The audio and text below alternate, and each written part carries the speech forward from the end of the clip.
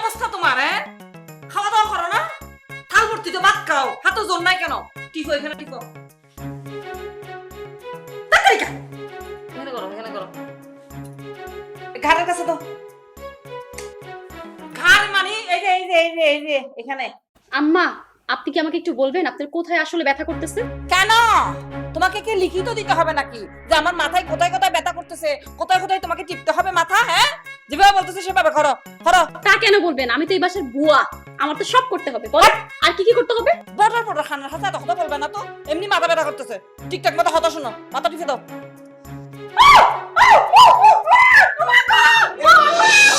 তুমি চিল্লাচ্ছ কেন? অফুত, আমি আর কি বলবো, আমাকে তো শেষ করে দিছে। একটু মাথা টিপে দিতে বলছিল, আমার মাথাটা একটু ধরছিল তো, এমন জোরে চুল টান দিছে, আমার মাথার চুল সব ওর হাতে চলে গেছে। আমি তো বেল্লু মাথা হয়ে গেছি। আম্মা, আপনি এসব কি বলতেছেন? আমি তো আপনাকে এত জোরে চাপ দেইনি যত জোরে আপনি চিল্লানি দিচ্ছেন। চুপ করো তুমি। আমি খুব ভালো করে জানি তুমি কি মতলব করতেছো, আমাকে মেরে ফেলার জন্য এগুলি করতেছো যে। আম্মা, আপনার মতো শাশুড়ি বাসায় থাকলে আর শত্রুর প্রয়োজন হয় না। অফুত, কি উন্নতি! হ্যাঁ, তোমার সামনে তোমার বউ আমার এভাবে মিথ্যাবাদী বানাইতেছে, আর তুমি হাত গুটাইয়া বসে আছো। আব্বা, আপনার ছেলে কি করবে? আপনারা দুজন যে ফোন দিয়ে পাচ্ছেন আমাকে এই বাসা থেকে তাড়াই দেওয়ার, সেটা আমি ভালো করেই বুঝি। একদম চুপ করো তুমি। হ্যাঁ, তুমি কি আমার আম্মার সাথে বেয়াদবি করতেছো যে? মুখে মুখে তর্ক করতেছো তুমি। আমি মুখে মুখে তর্ক কেন করবো? আম্মা যেটা করছেন তো সেটাই বলতেছি, আমি সত্য বলতেছি। অফুত, তোমার সামনে তোমার মারো সুন্নি বানাই দিল, মিথ্যাবাদী বানাই দিল, তুমি হাত গুটাইয়া বসে আছো। বেশিবার বাড়ছে না তোমার? বেশিবার বাড়ছে। মারো, আমাকে মেরেই ফেলো। তোমরা মার ছিল চাইই, তোমাদের নির্যাতন সহ্য করতে না পারে আমি এই বাসা থেকে চলে যাই, কিন্তু সেটা কখনো হবে না আমি বেঁচে থাকতে। তুমি এই ঘর থেকে চলে যাও এখন। তোমার এখানে আর কোনো দরকার নাই, যাও যাও বেরো। হে আব্বা, বের করে দিলে কেন? তাহলে আমার মাথাটা টিপবে কে? ঘর সংসারটা কাজকর্ম করবে কে? আম্মা, আমি না তোমার কথা কিচ্ছু বুঝতেছি না। কতক্ষণ বলতেছে ও তোমার গলা টিপে মেরে ফেলতে চাচ্ছে, আবার বলতেছে ও গড গড চামলাবে কে। কি বলতো? আমি তো পাগল হয়ে যাবো। তোমাদের এগুলো দেখে আমি পাগল হয়ে যাবো। বাবা জহদা, আমি কি একটু অ্যাক্টিং বেশি করে ফেললাম?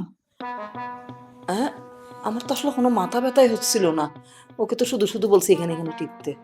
অ্যাক্টিং মনে হয় একটু বেশি হয়ে গেছে, ধরা খেয়ে গেলাম না তো আবার? কি ব্যাপার? ঘরের মধ্যে কি চলতেছে? দুই সতীন মিলে বান্ধবী বান্ধবী খেলা হচ্ছে, তাই না? গ্যাঞ্জাম করো না কেন তোমরা? আরে কি আশ্চর্য, বেহুদা গ্যাঞ্জাম কেন করব? গ্যাঞ্জামই তো করবা, গ্যাঞ্জাম করার জন্যই তুমি আরেকটা বিয়ে করি। আমি ভুলেও গ্যাঞ্জাম করব না, কারণ আমি অনেক খুশি আছি। আমি একা একা তোমার মতো একটা লোকের সাথে থাকতাম, এখন হচ্ছে আমি অনেক শান্তিতে, মনে হচ্ছে ফ্রেন্ডের সাথে থাকি। বাহ, এই বাংলায় নতুন ইতিহাস সৃষ্টি হবে। দুই সতীন বান্ধবী হয়ে গেছে। তুমি যদি চাও আরো কয়েকটা সতীন আনতে পারো, তখন আমরা সবাই মিলে, মানে সব সতীনরা মিলে বান্ধবী হয়ে যাব। মাথা খারাপ হয়েছে আমার। হ্যাঁ, এক বউ আইনে আমি পড়েছি মহাযন্ত্রণায়। আমার দোকানপাট ব্যবসা বাণিজ্য সব লাঠে উঠেছে। আমি আবার বিয়ে করে নিয়ে আসবো। ও সমস্ত বাদ দাও, জামা প্যান্টে দেখবা নেই, কাছে টাকা পয়সা নেই, 2 মাসের ঘর ভাড়া বাকি।